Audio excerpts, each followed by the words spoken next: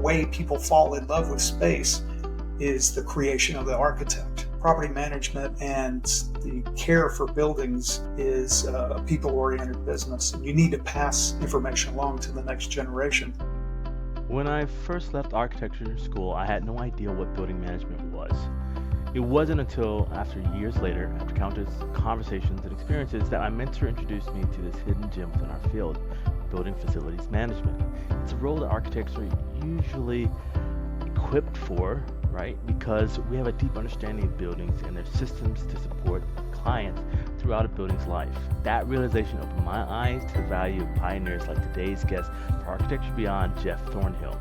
He's the founder of the asset management app Sytewise. Jeff has made it his mission to optimize building management from design all the way through the ongoing life of a building.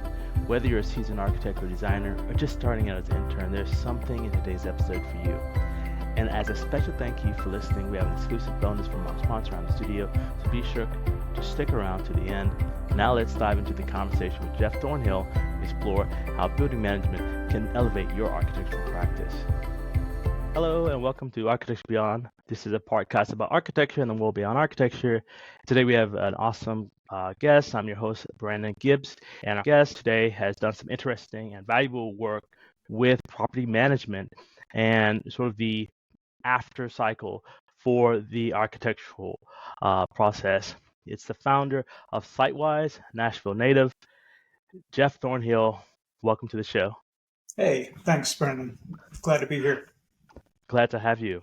It's a very interesting topic to think about what happens to a building after, the architect designed it, the client, and, will get the occupancy. But there's a lot of things that are actually, of course, important for the life of the building.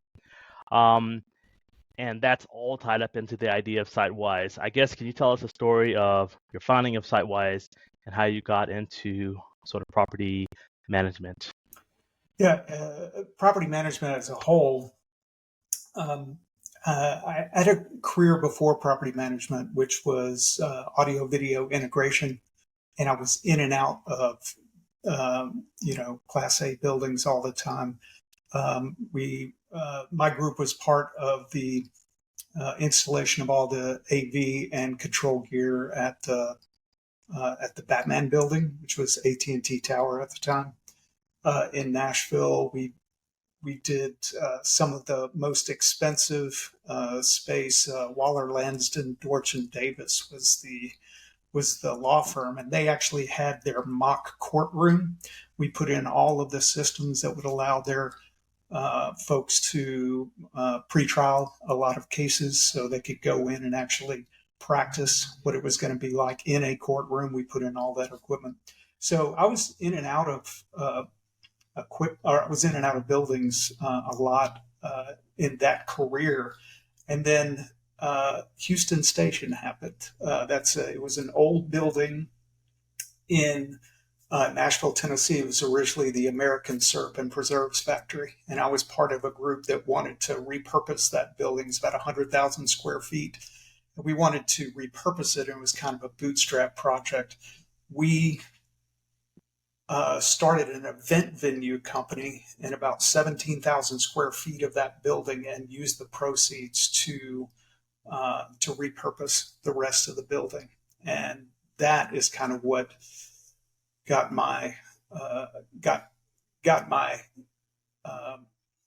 interest. Gears turning a little bit, right? Yeah, I started seeing that property can be a career, and maintaining properties can be a career. So problem solving plus fascination with the purpose of buildings is kind of what led to Sytewise. So as you start taking care of buildings, you really try to do that in an efficient way and make the properties and the assets live up to their highest and best use. That's how that's where Sytewise was born. Wow. The buildings sort of reaching their potential is part of that idea with Sytewise. That's right. Buildings that don't live up to their potential, or they're not cared for over time, I find them fascinating. And the role that the architect plays is writing to me this wonderful story of engagement where people are going to come and they're going to live or they're going to work or they're going to be entertained at these locations. And the, that space and that wow and that the way people fall in love with space is the creation of the architect. And that story is told again and again by property managers. We're the ones that take that same story and tell it through time. So doing that is something that I love to do, and doing it well required really good tools to take the vision that the architect had and maintain it over time. So that's where Sytewise came from. Knowing your building, knowing its underbelly, and how it is presented to the public and how it should be presented to the public is super important to fulfill the vision that the architect had. That's awesome. And to lay a bit the foundation, you're talking about just for that audience understanding, like a lot of architects, we are familiar with maybe the MEP side of, hey, we're working with a structural engineer, we're working with an MEP engineer. But a lot of buildings nowadays, even our small residential homes, they will have like technology. They'll have an AV. They'll have a AV coordination, technology coordination, and they also have commissioning after the building, and that's actually probably this gateway. And obviously something like the Batman building, it's like the scale of architecture. It's no longer just opening a window to let some air in. I guess, and I guess that leads into some of the concepts behind, and I'll, we can go into what a company like Sytewise provides. What is that?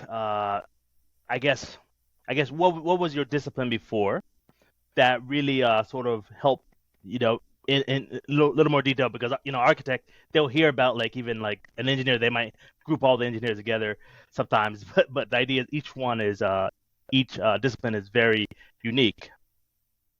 Can you describe your discipline? Yeah, so my discipline was systems design and integration. In my previous career in electronics, I started installing. I started installing electronic gear for companies in Nashville, then moved to manufacturers where we were building the control systems that did enormous work inside the structures. We designed the entire control system superstructure for a hotel in Dubai. I was involved with the integration for the distance education system for the state of Maine. I mean, we did all kinds of things, and the company at the time was called AMX, which is control system manufacturer with a worldwide platform. And we were in A+ buildings and managing, doing building controls and managements very early on in the before property management really got a fire under it to build structures. I feel like commercial real estate specifically has been really behind and in their use of technology. And now in the last 10, 15 years, it's just really sprouted. So we're in the early days of that. That is kind of what my discipline was with systems integration, systems design. So when I came into property management, I brought that with me and started to see the elements of system design, started looking at buildings as whole systems. This is an integrated kind of tensegrity moment where I said, okay, this whole building is a system. All right, let's start looking at it in a system-wide structure and let's start caring for it that way. And so we built the tools that we needed to maintain all of those systems inside the building as elegantly and efficiently as we could. So, and that's what Sytewise does. Okay, I guess can you describe what is the life cycle of where it passes off from like the architect to the property manager, and where Sytewise, I guess, on the day to day helps that sort of process continue, that enjoyment of a space.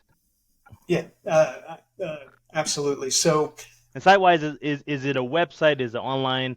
Like what also is its source of value good providing this? question. Yeah. It is a platform. It's online, and it is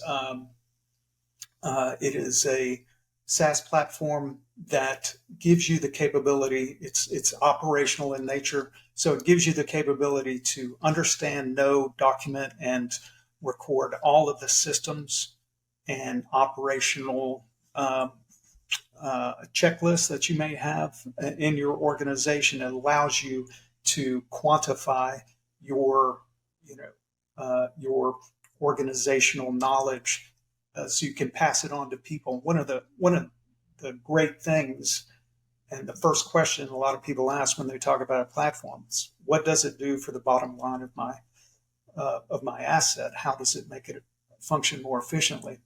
And the very first thing it does is help the people involved. Property management and the care for buildings is a people-oriented business, and you need to pass information along to the next generation to keep that building alive as long as possible.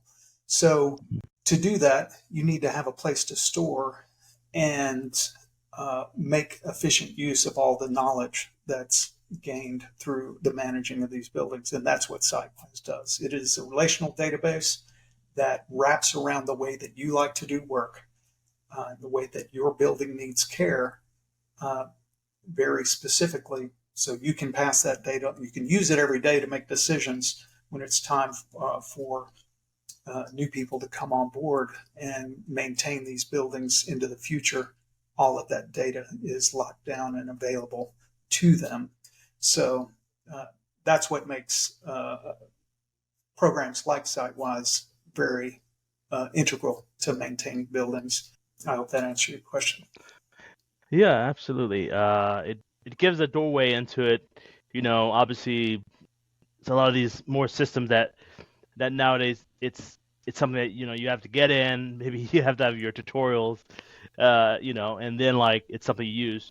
However, a lot of architects, definitely more advanced into their careers, they're knowing, we're not just working with drawings and maybe plans that say this about the room, but we're also working with project manuals.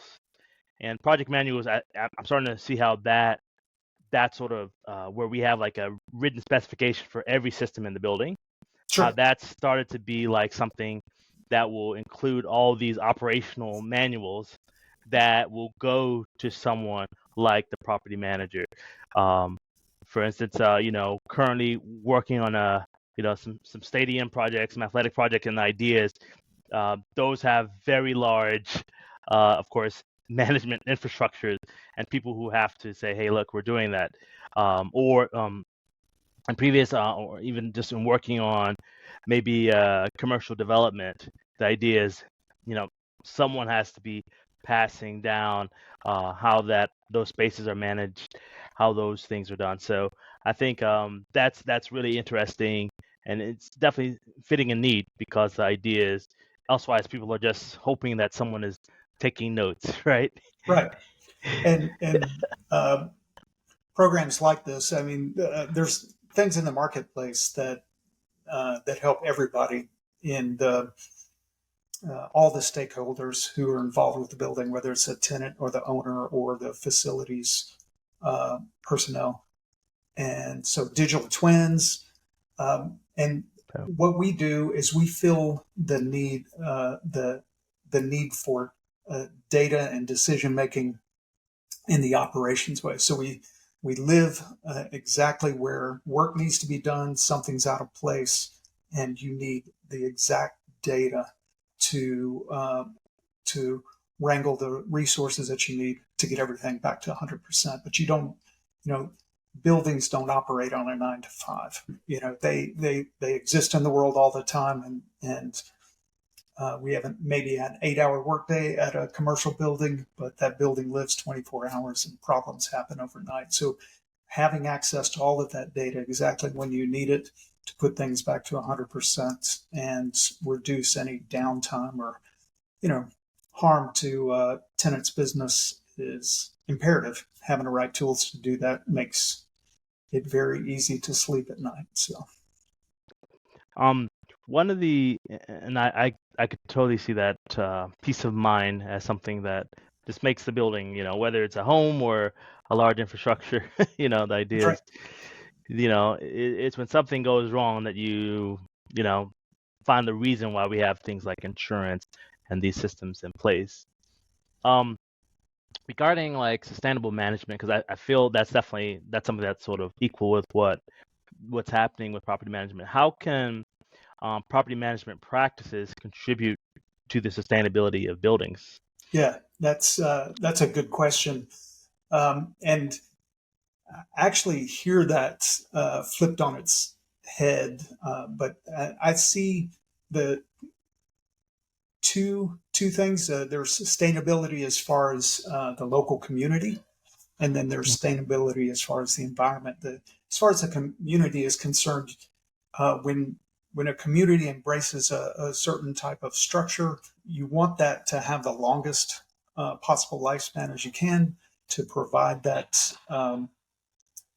the community with whatever resource it is. I look at the Bat Tower downtown and had a beautiful, very first time I was ever introduced to the term winter garden that is in the base of that building.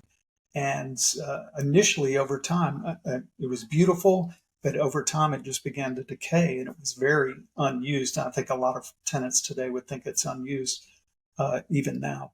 But it certainly began to decay and it wasn't what it could be for the community. So maintaining it is great for the sustainability of the community. And then as far as, extending the lifespan or adaptive reuse of properties is huge for the environment.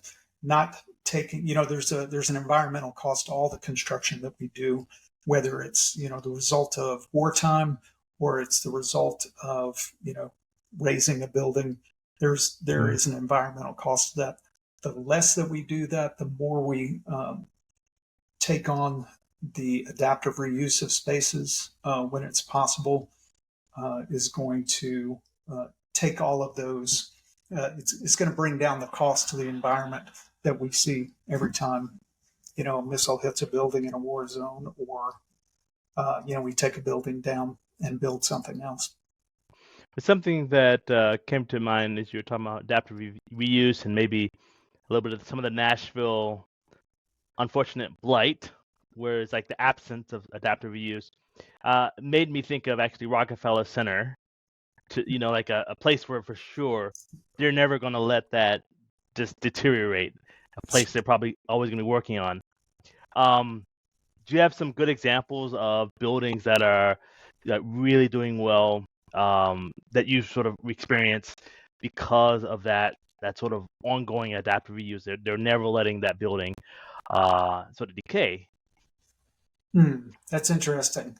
Most of my experience has been with a building that had decayed to the point of almost, there was not a good sense that it can be brought back to any real use.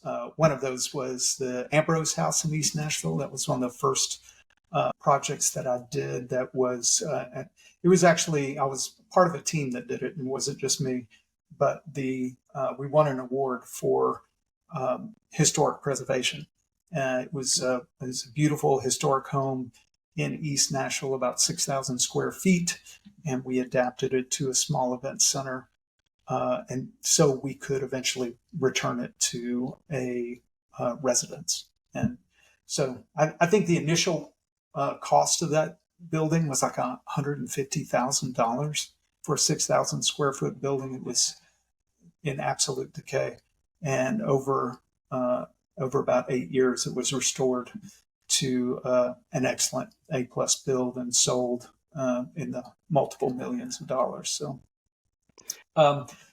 bigger structures, I think of things like, especially for the environment, like the Music City Center, and how important it was for the for the growth and economy of Nashville.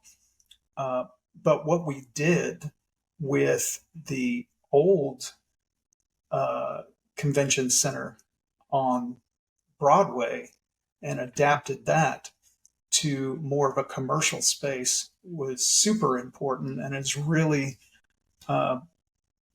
made an impression and a mark, and help Nashville and Lower Broadway become more of an exciting destination. And that's probably something that a lot of people don't sort of see when we have a new building, is the old building, and how is that actually maybe either preserved or something. So that's actually very, very incredible.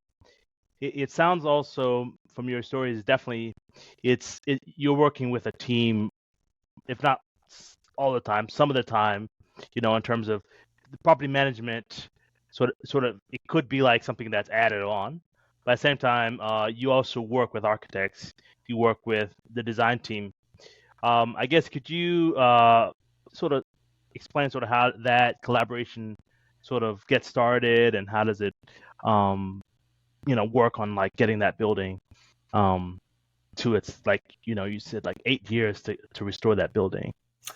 Yeah, how does that work? So my role in that was it was just part of the team. You wear a whole lot of hats, and I was actually entered that as more on the IT side. I was doing a lot of computer work, and I learned 3D modeling. So that was the first thing that I did to support our historic preservation efforts, was learn how to model 3D structures so we could plan and cost out and get approval for what we were going to build. It's a great tool. It's a great tool. I think SketchUp was the first thing that I Okay. SketchUp's pretty great. Yeah, it's an awesome tool and continues to get better. So dealing with the architects from a building owner perspective, and then making sure that whatever that we're building is tenant worthy, whatever up to tenant specifications, and then going to be integrated with all the municipal requirements, as far as, water usage, plumbing, things like that. So you also, you handle some of the code provision, which is of course like really a part of doing any renovation, that part as well. That is true. A lot of times property managers have to step in when, like, say you have a national credit tenant who's coming in with a particular use. It's going to be a heavy water user, or some sort of utility that isn't necessarily present at the facility. So we then engage people and work with architects to bring in those facilities to the building. Water seems to be a big one when you have an adaptive reuse, especially if it's centered around industrial.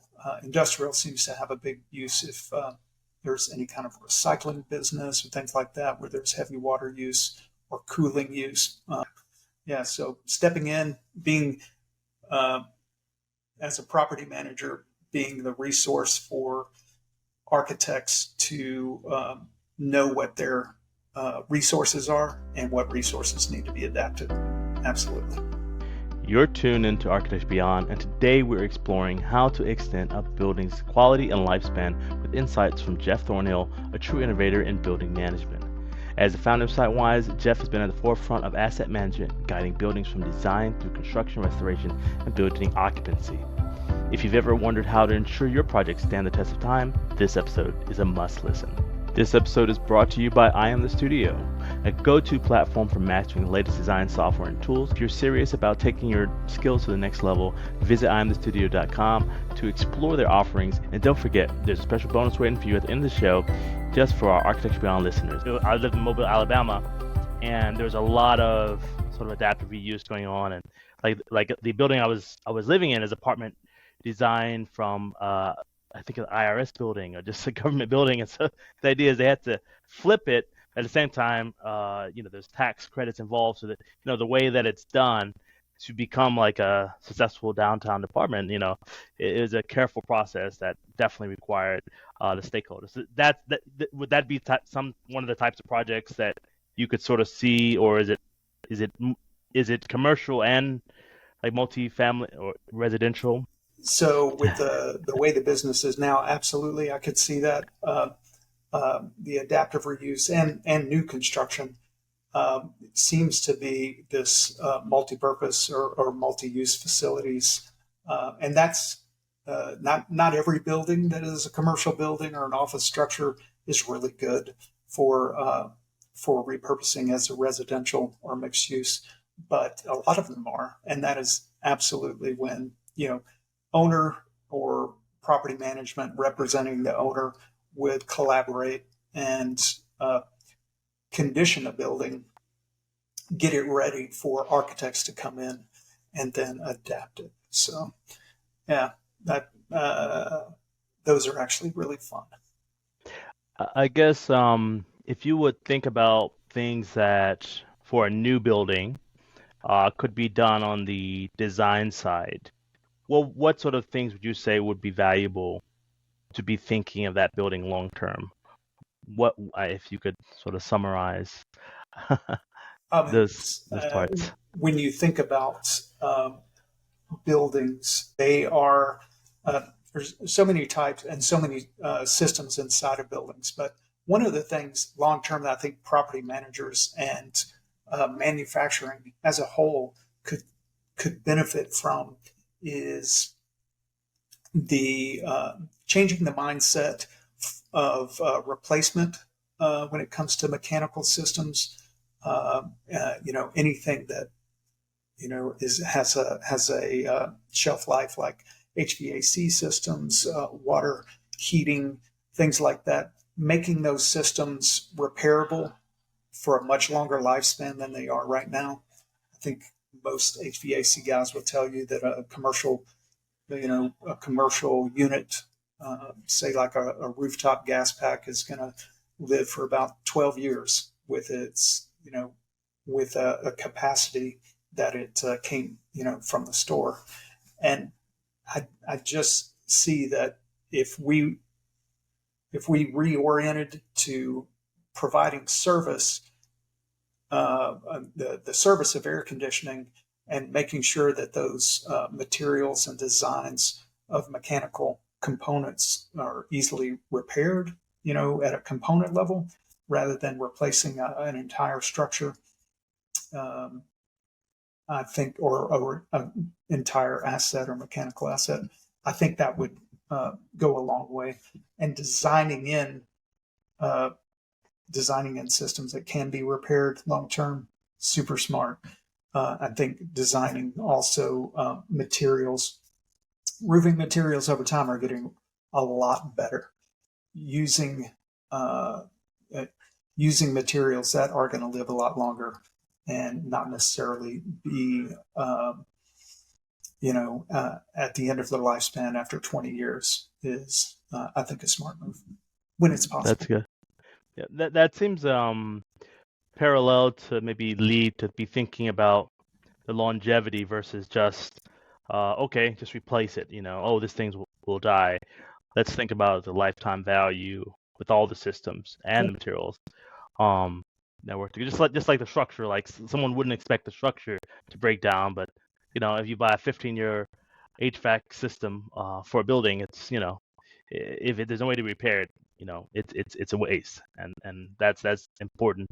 I think this leads into one of my questions about what are the key strategies in property management that extend the lifetime of buildings?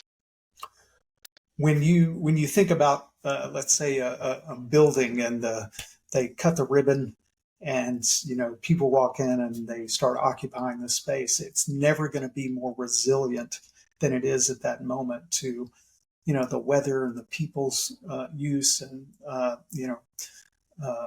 the results of fire, water, whatever.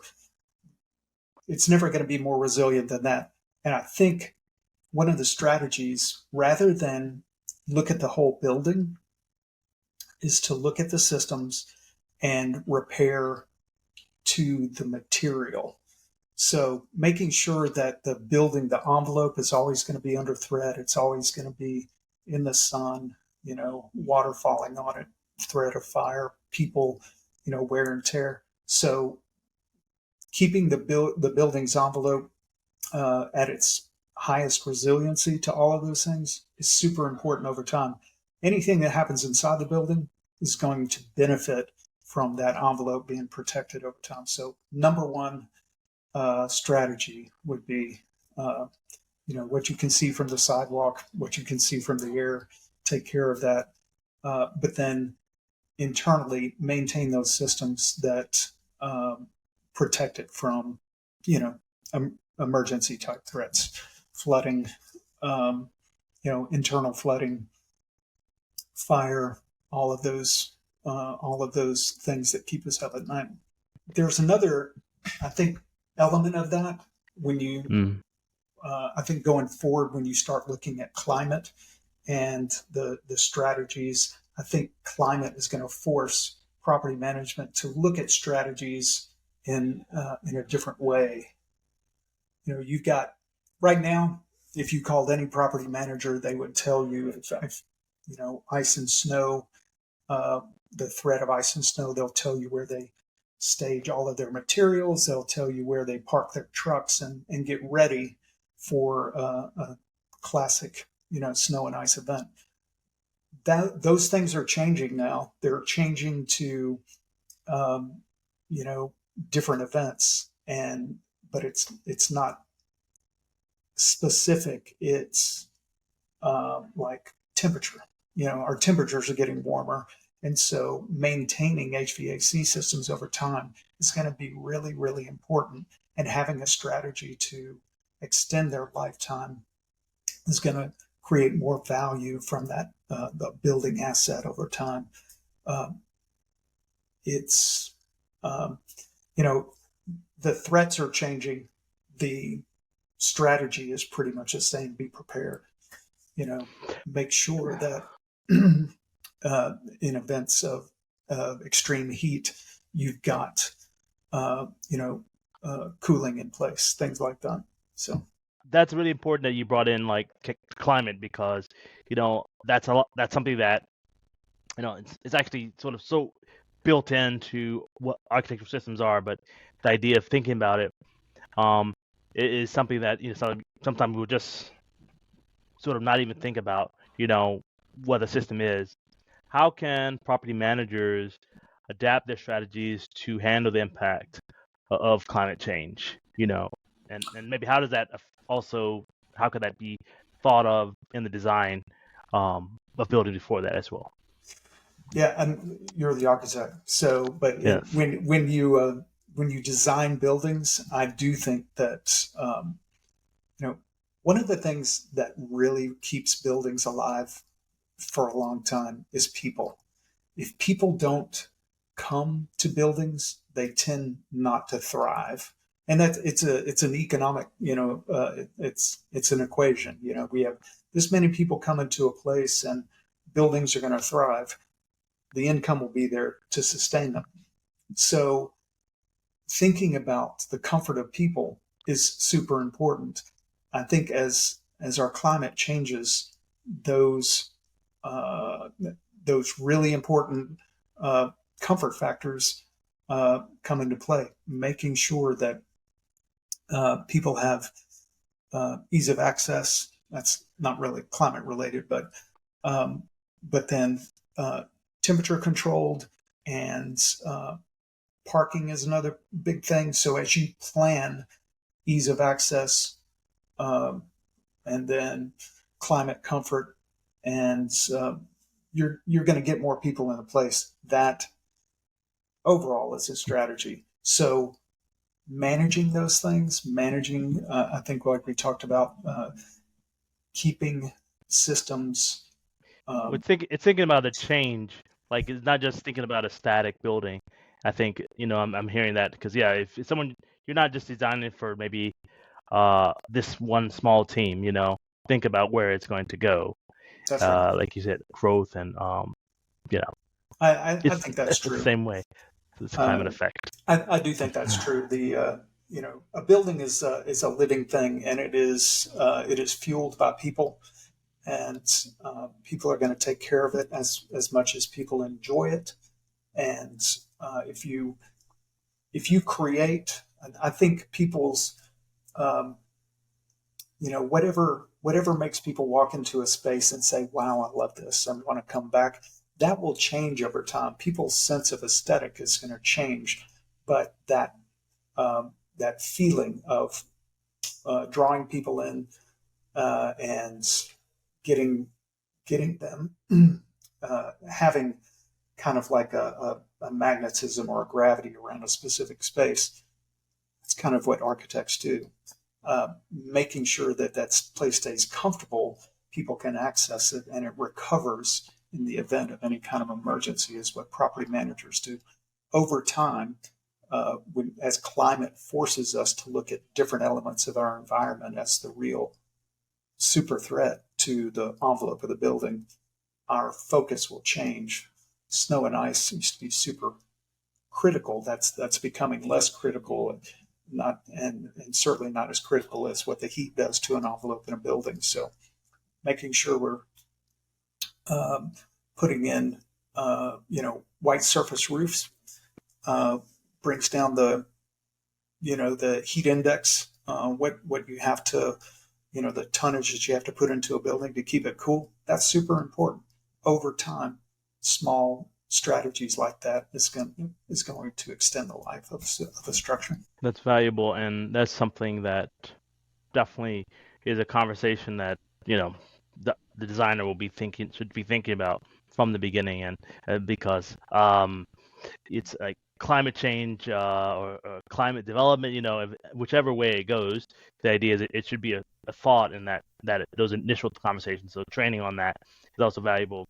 I'm one interested also if you have some thoughts on the future trends in property management that the design community can be anticipating and following, and also are there some resources that you could advise for that? It's interesting. I think OpenAI just released ChatGPT 4 today, 4.0. I don't know if you Yes, saw that. I saw that. It was an amazing reveal, and I can see how an interface like that is going to change the way property managers dig into their database and understand what equipment is there, what the repair schedule for that is. Having an assistant that you talk to and it relates to you what's going on inside your system, but all of that's going to drill down to our responsive maintenance of buildings is going to get super granular. I think it would be very hard for a human being to take on every nut and bolt that lives in a building and is part of its everyday functioning. But AI can do that. And so making sure that people stay encouraged to learn more, to use these tools, is going to it's going to be something that this industry will have to pivot to. And people are smart. There are many places where a human being is the right thing to be the decision maker.